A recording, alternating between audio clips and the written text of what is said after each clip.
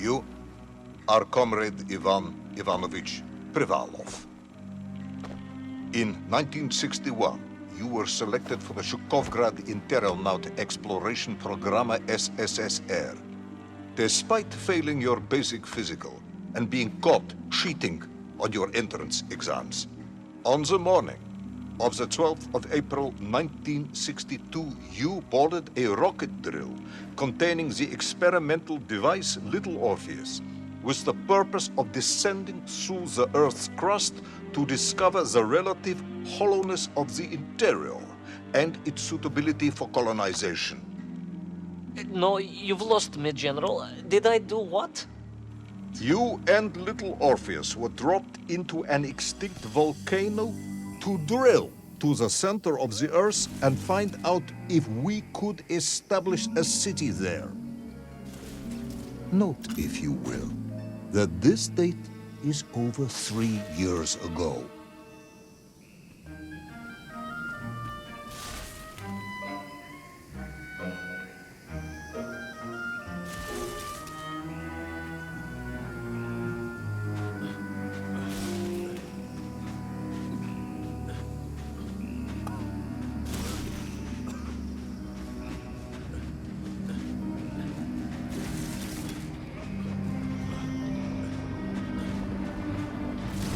Ivan Ivanovich, can you describe Little Orpheus to me? Of course. It was large and round and had something of a disagreeable smell. I was referring to its technical specification. Well, General, I am no man of science, but it had this radio thing that I was supposed to use to let the surface know I had arrived. And some sort of battery wrapped in this lead box. But I was told to not touch anything under any circumstances. And I did notice the engineers who worked on it were quite a shifty bunch.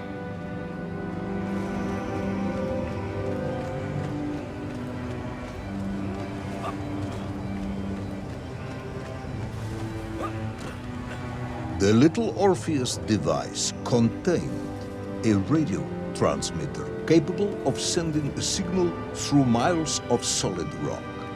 In order to boost this, a powerful energy source was required. An atomic bomb, Comrade Privalov. An atomic bomb that you have lost somewhere below the Earth's crust. Yes, that bomb. Of course, General. I can explain everything. But it is a long and somewhat complicated story. And let me assure you, this is not a case of milking chickens. But you won't understand where your bomb and Little Orpheus has ended up unless I start at the very beginning and you let me tell you where I've been for the last 3 years.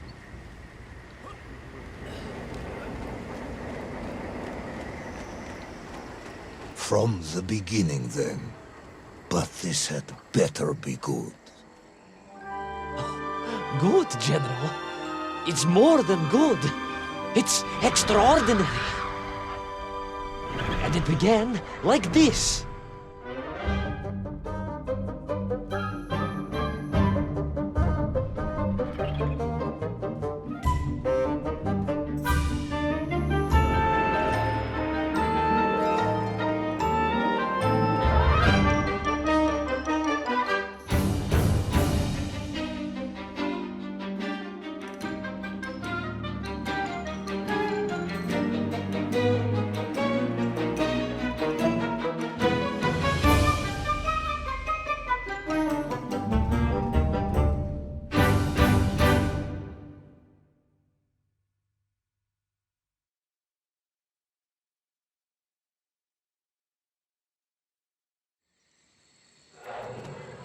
An extraordinary sight.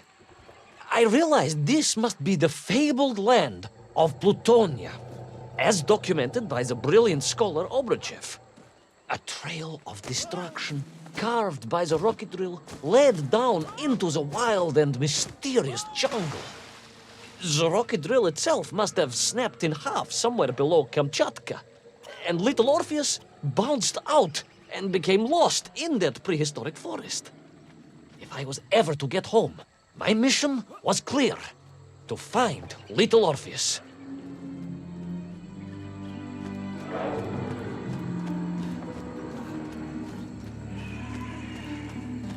I steeled myself and plunged deeper into that prehistoric jungle where insects the size of dogs buzzed around. Dogs. What sort of dogs? I beg your pardon, General? Large dogs or small dogs? Big like an ovcharka or small like a barlonka? Does it really matter? Of course. Detail is all important. Ovcharka then, General. The size of an ovcharka. I find that very hard to believe.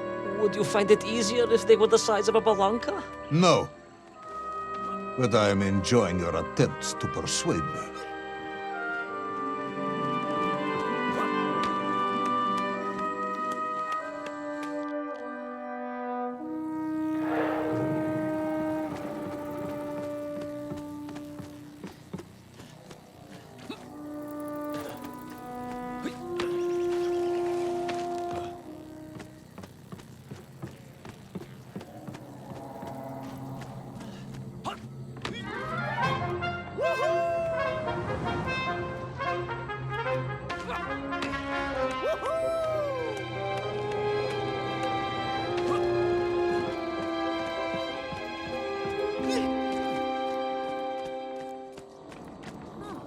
Another part of the rocket drill.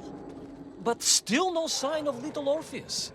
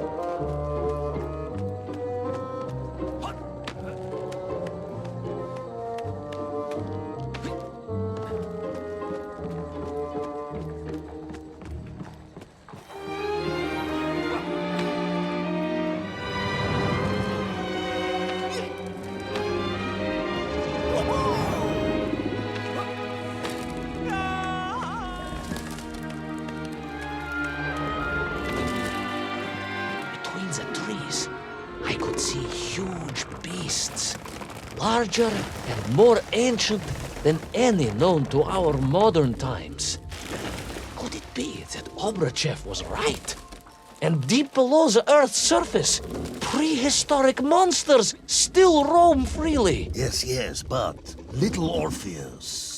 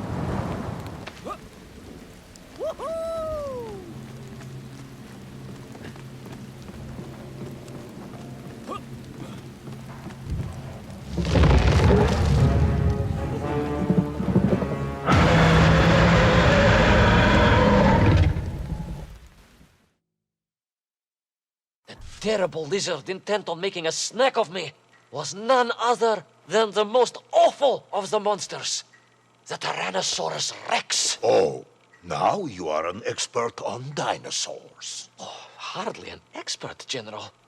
Just educated by the best schools in the world, like all good socialists.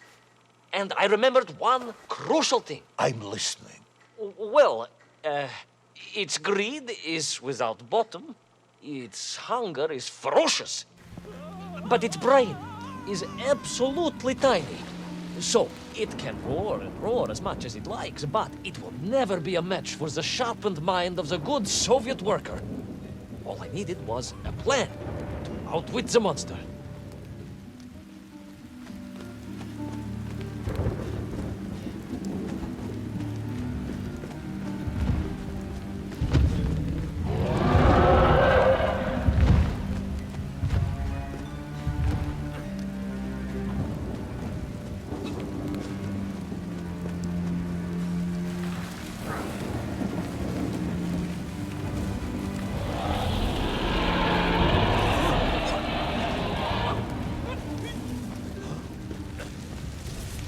Imagine my shock and surprise to find in that clearing the last part of the rocket drill. More shocking was the fact it had been ransacked. Someone had made off with the tools, the weapons, the rations, and the spare parts for the Pragviev. I began to suspect foul play. Perhaps little Orpheus was not lost at all, but stolen. All I could do was follow the trail further into Plutonia.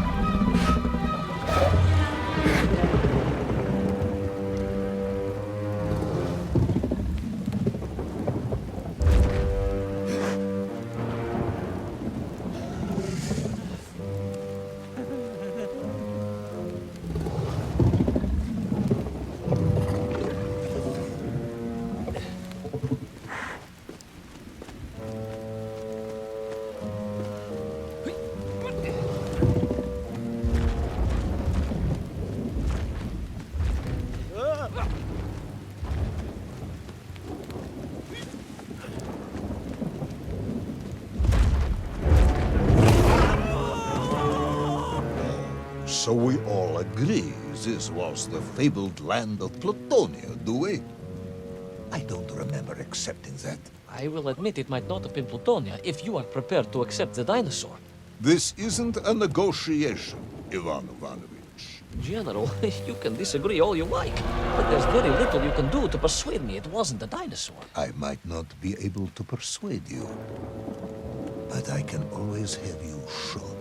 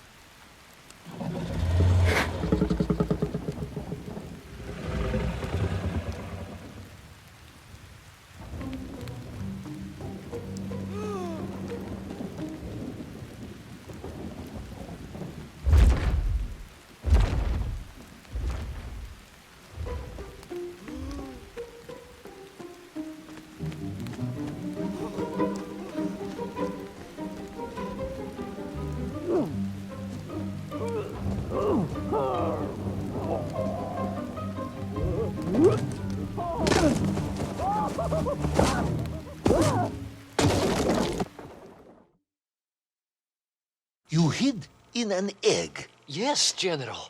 I hid in an egg. I am glad to hear your military training was not wasted.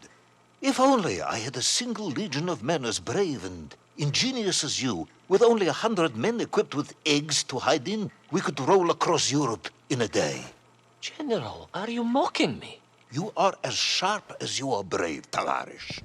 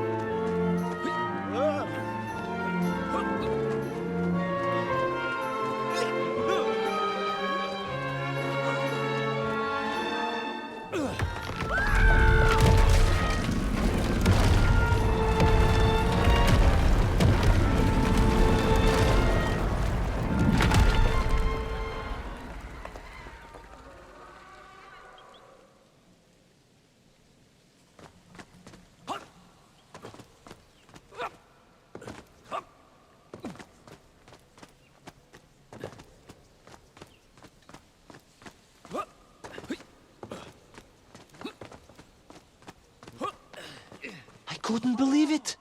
I still struggle to believe it. A whole lost city, buried in that jungle deep below the crust of the earth. Who would have thought it was possible? Who indeed? It is, of course, a shame you didn't think to record the moment for posterity and help us all to get over our disbelief. But I did, General, I did.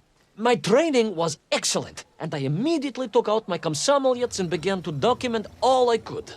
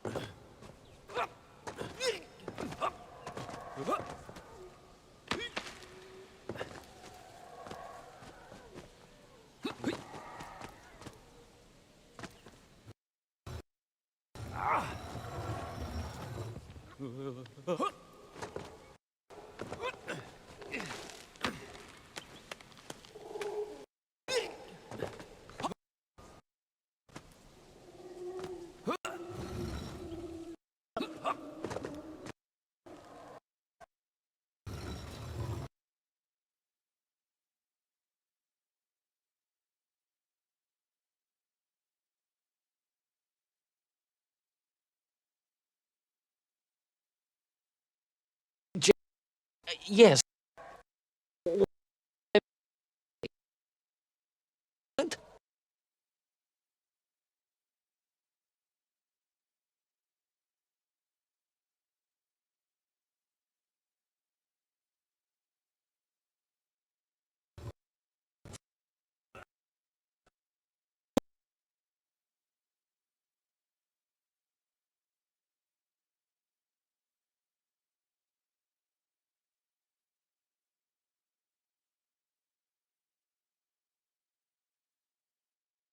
torn from the quality belt in the crash, lost.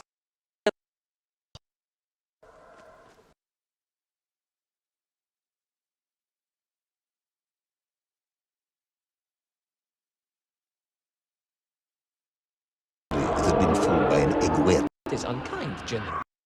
Small of brain, but it was grand stature. Whereas you, Ivan Ivanovich, are lacking in both departments. Presuming there were no more eggs to hide in, did you have a place? I did, General.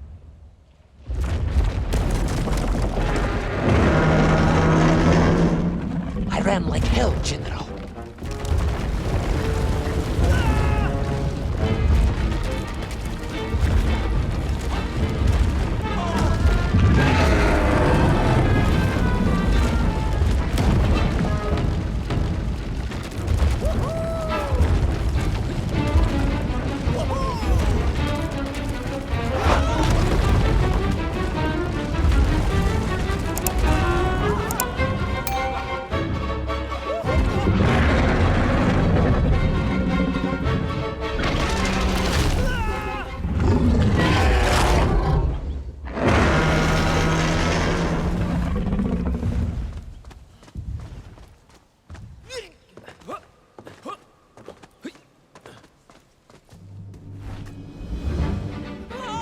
Will our intrepid yet doomed hero survive the jaws of the ferocious dinosaur?